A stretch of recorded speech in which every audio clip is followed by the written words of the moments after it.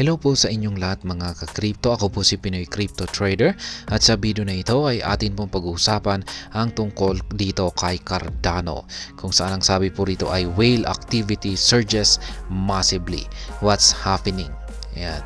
Ibig pong sabihin rito ay yung mga ginagawang aktibidad ng mga malalaking investors ay biglang nagkaroon po ng surge, or biglang sila po ay naging napaka-aktibo.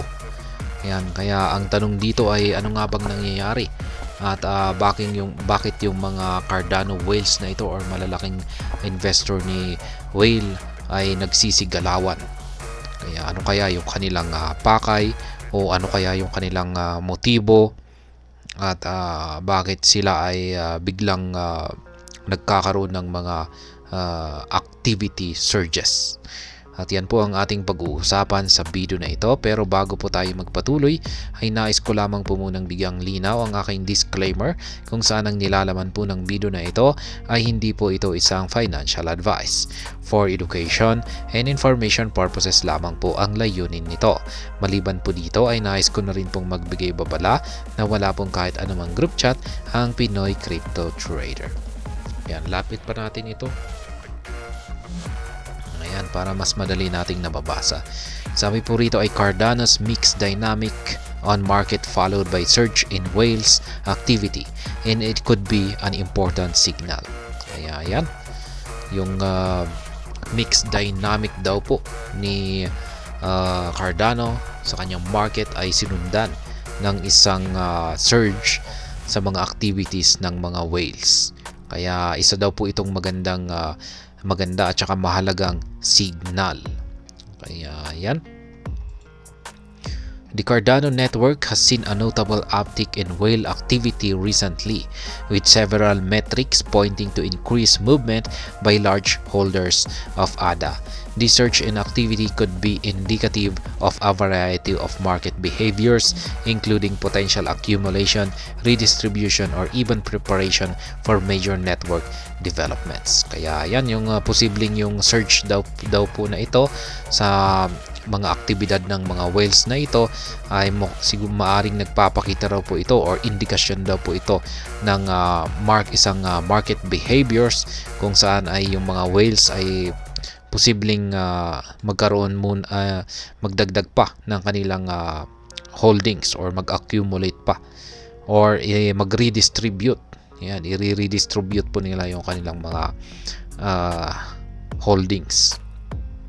At maliban po rito ay bilang isang pagkahanda sa isang major developments. Kaya yan po yung mga ilang indikasyon. Kaya mukhang isang magandang signal yung mga whale activities na ito na nagaganap nito kamakailan lamang.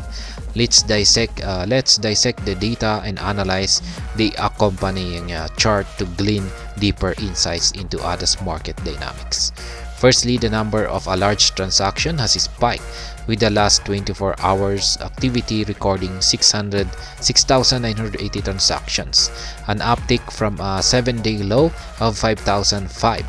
The significance of this metric lies in its correlation with large holders' confidence in their readiness to reposition their holdings, possibly in anticipation of market movements.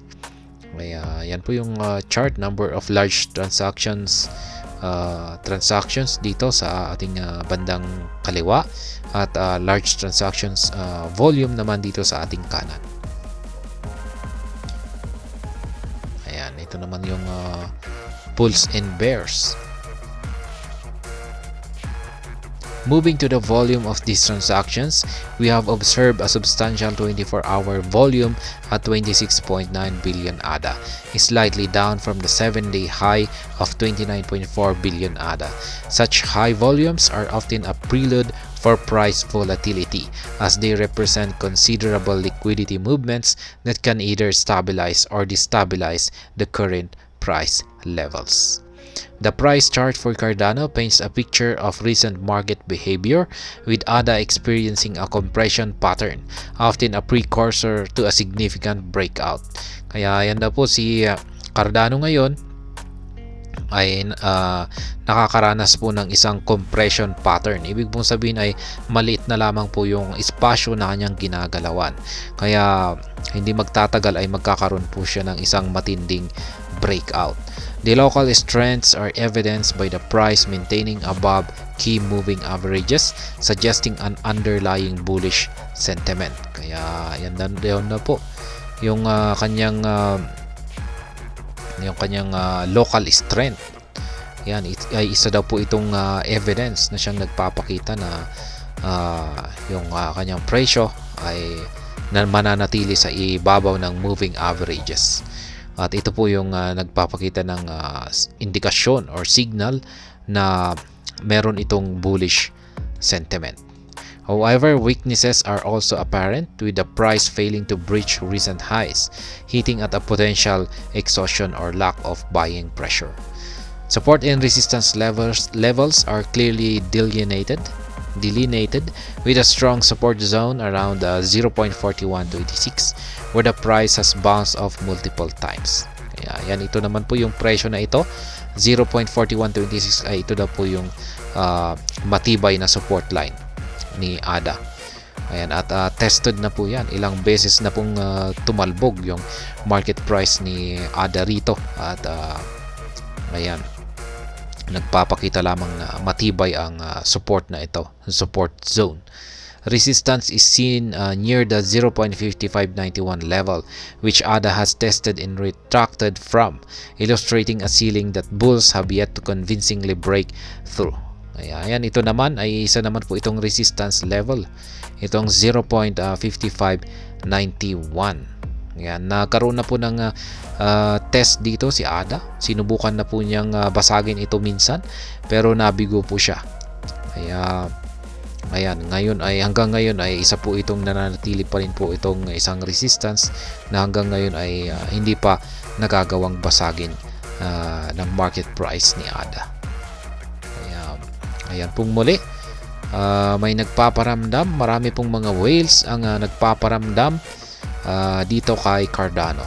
Ayan, sa pamamagitan po ng kanilang mga activity, surges sa kanilang mga activity.